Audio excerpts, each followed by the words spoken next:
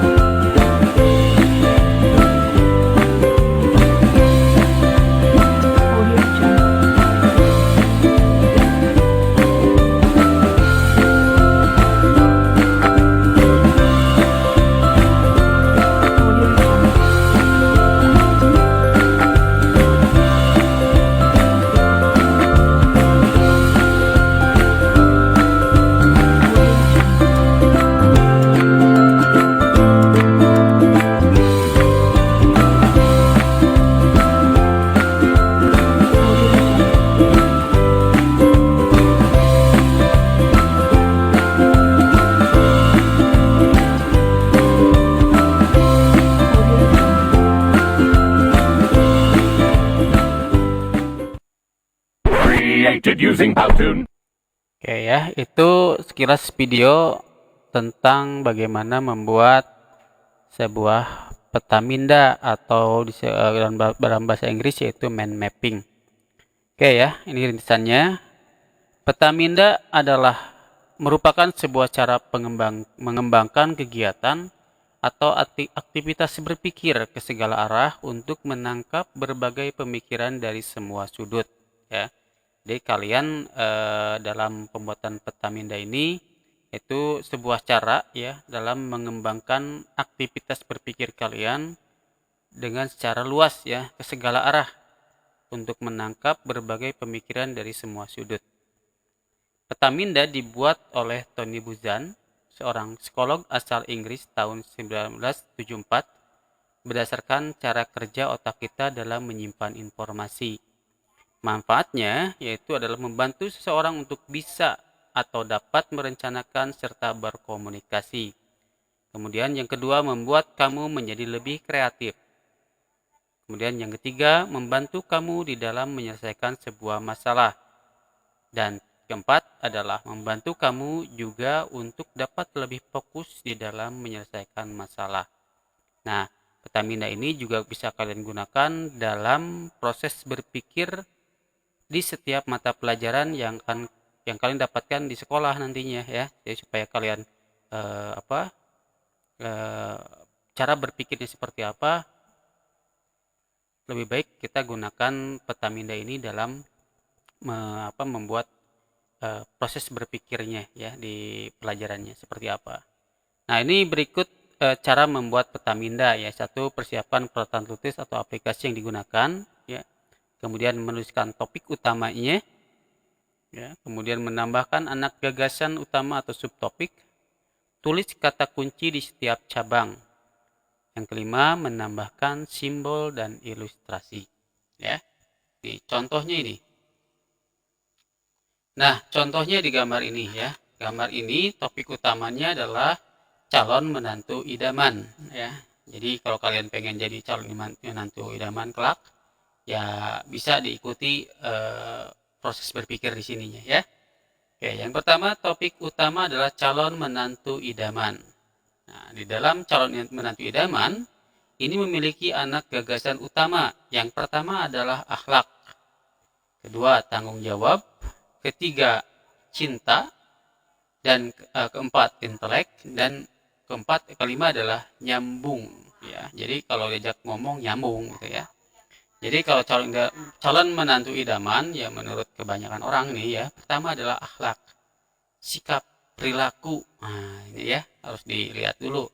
Kemudian dia bertanggung jawab atau tidak gitu. Kemudian dia harus cinta gitu ya. Kalau tidak cinta ngapain ya gitu. Kemudian ada intelek, artinya pintar, berpengetahuan, cerdas ya gitu ya.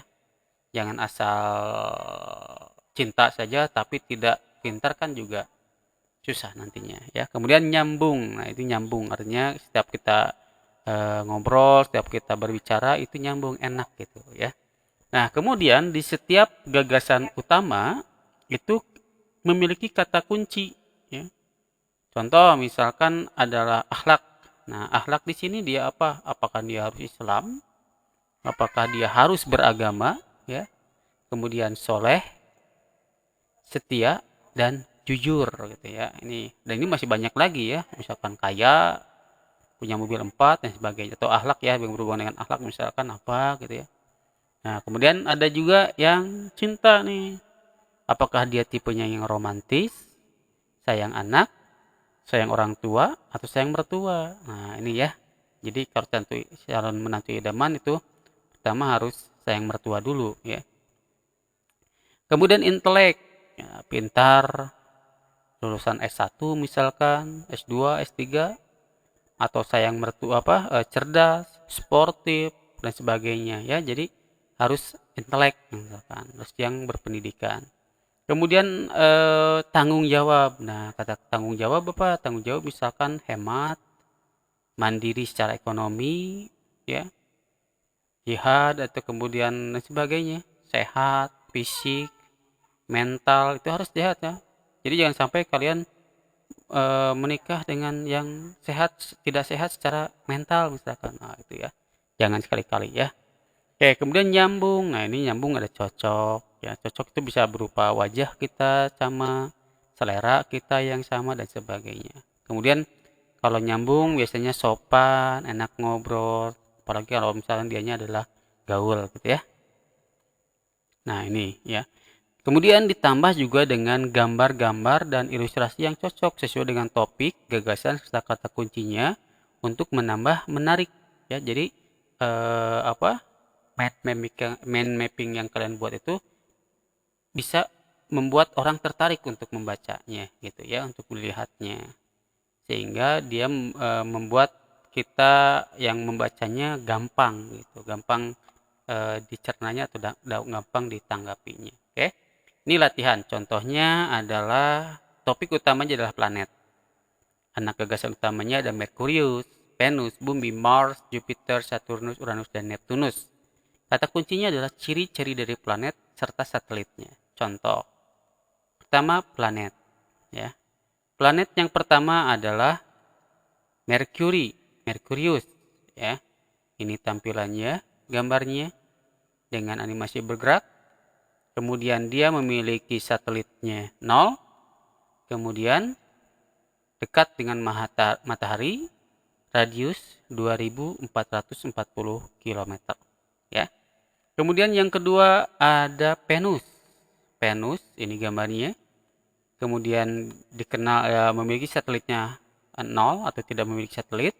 Kemudian dikenal dengan planet paling panas ya. Planet paling panas dan radiusnya 6052 km, artinya lebih besar dari Merkurius ya. Kemudian Earth atau bumi atau tempat kita tinggal ya.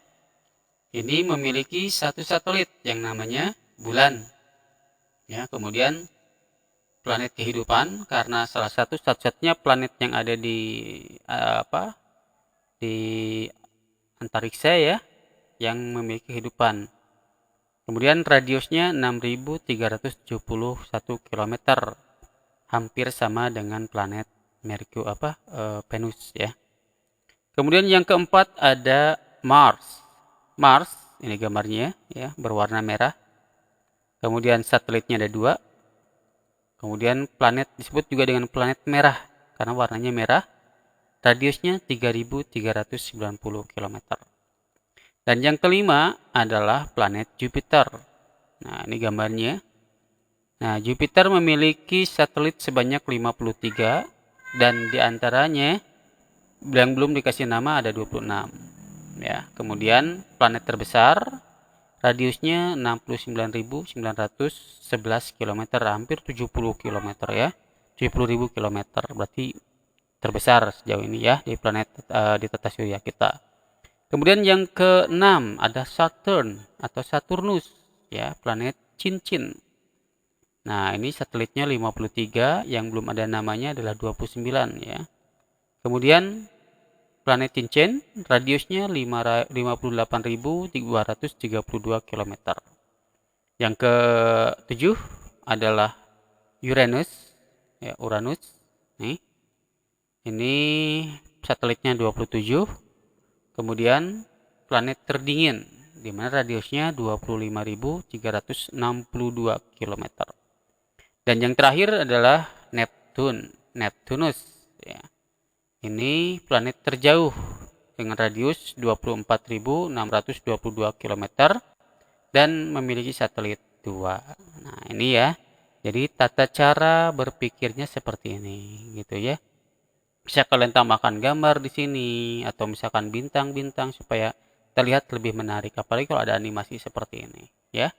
Nah, itu ya. Jadi itu sebagai materi kali ini. Untuk tugasnya kalian tinggal buka di ideologi ya. Di ideologi ada untuk tugas hari ini yang dikumpulkan melalui ideologi juga ya. Oke, sekian dari Bapak. Assalamualaikum warahmatullahi wabarakatuh.